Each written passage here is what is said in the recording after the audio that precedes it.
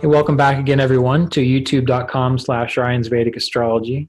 I'm here once again with Fernando Raul of FernandoRaulAstrology.com. We're moving forward with our series, and today we're going to be talking about how the moon functions for a Virgo ascendant, how to bring about the highest potential of the moon. So, again, thank you for being here, Fernando, and what insights do you have for us today about the moon? Thank you, Ryan, for inviting me. Well, the moon, as you all know, only rules one house, which is Cancer. And Cancer for a Virgo Lagna falls in the 11th. But this is a very particular position because the moon is the only enemy to Mercury. Other than the debilitation in Pisces, and, other than the debilitation in Pisces, the position of Cancer is a very complicated situation for Mercury. So from the get-go, we're going to see that the 11th is a place that might be kind of difficult for Mercury. And the 11th, obviously, is the idea of, longings and desires, our circle of friends, and our income to a certain degree, what we gain from our profession, which would be the 10th, right? And we're going to see this area of life from a mental predisposition, more of the emotional side. We're going to have a lot of receptivity towards it, but from an emotional perspective, and a lot of imagination with it. And what's wrong with that? The idea that Mercury and the moon don't usually mix. Although the moon likes to be in Gemini and Virgo, Mercury does not like to be in Cancer. And why doesn't he like to be there? Because it's the idea of emotions and thoughts are two different things, right?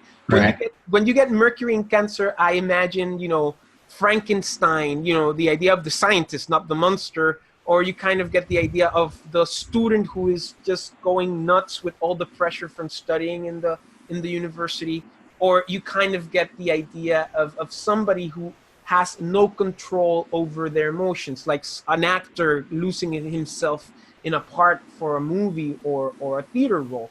So in a way, we're going to have that predisposition from the get-go. So what's going to help us through that? Our longings, our aspiration, our circle of friends, our income are going to be helped by the position of the moon in relationship to where she likes to be. And in a Virgo Lagna, she likes to be mainly in the ninth. And she doesn't like to be in the third because she gets exalted in the ninth in Taurus and gets debilitated in the third in Scorpio. So what's going to help us with our longings and aspirations and our circle of friends and our income is going to be our Dharma, our world perspective, our philosophy in life. We have to draw the line between our emotions and our aspirations in terms of our philosophy. So we have to think, I have to aspire to this, not because this makes me happy or this makes me, feel good. You have to aspire towards that because it forms part of a bigger picture, of a larger picture. And it's also very important to take into consideration our father's mentoring also because it's the ninth, of listening to what maybe our father has to teach us as a teacher figure. On the other hand, what worsens this situation with the 11th is being in the third. So basically, Virgo Lagnas might have difficulty with siblings. Siblings might bash on them for what they want to do in life.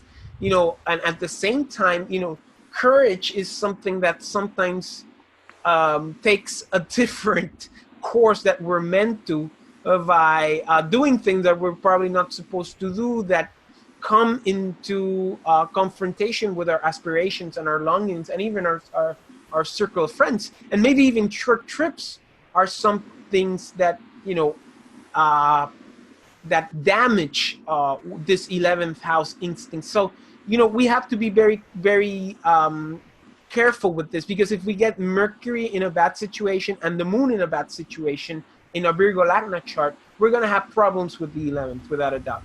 But if things are well situated in relation to the 9th, if Mercury is in Lagna, if Mercury is in the 10th, then we're going to have a good predisposition towards this area of life for a Virgo Lagna. Right. There's a few things that you mentioned there. They're very important to tie in. You mentioned difficulty with siblings. Yeah. And another reason, another bit of confluence as to why there might be difficulty with siblings is because when we think about it, for a Virgo ascendant, Mars rules the third and the eighth house. So it naturally shows difficulty in that regard. When you're talking about, following inspirations related to Dharma, inspiration related to Dharma, well, in our previous discussion on Jupiter for a Virgo ascendant, we discussed how Jupiter itself is exalted in the 11th house, and here we have the 11th Lord exalted in the 9th house.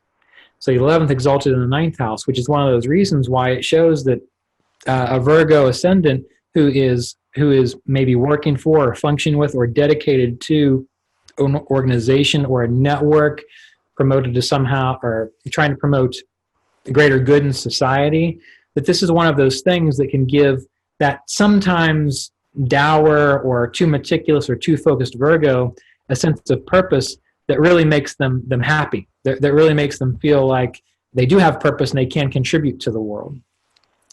So the moon, as you mentioned, the moon is very powerful when it comes to a Virgo's purpose. However, when we think about the moon and its relationship to Mercury, it can be sometimes hard to find a balance between those two things, right? Hard to find a balance between the emotional fulfillment versus the Mercury, which is I have a lot to manage and I have a lot to do. Yep. Yeah. So, that's sort of the conundrum of a Virgo ascendant is how can Virgo, knowing this about the moon, honor its own emotional nature? And again, what does it come down to?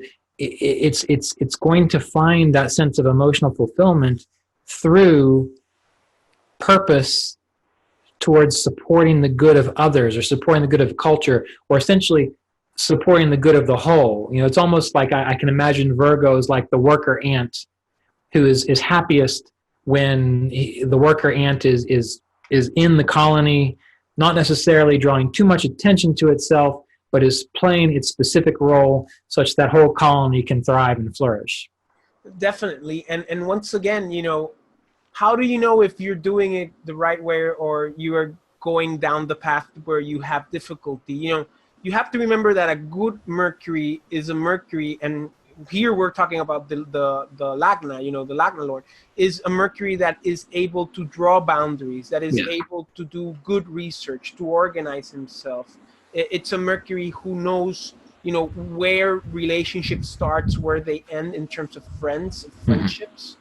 And emotions can be, a double-edged sword for a Virgo Lagna, especially with the things we want in life.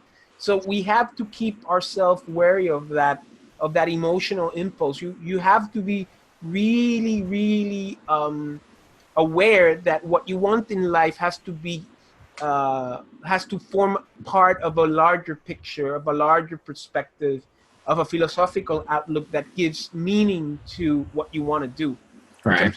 Of how you want to gain money through profession, in terms of the friends you choose, 11th once again, and overall your hopes and aspirations. And at the same time, you might probably don't want to pay much attention to your siblings, or maybe not pay much attention to neighbors, or not pay much attention to all the short trips you might have to take in order to do whatever you want to do.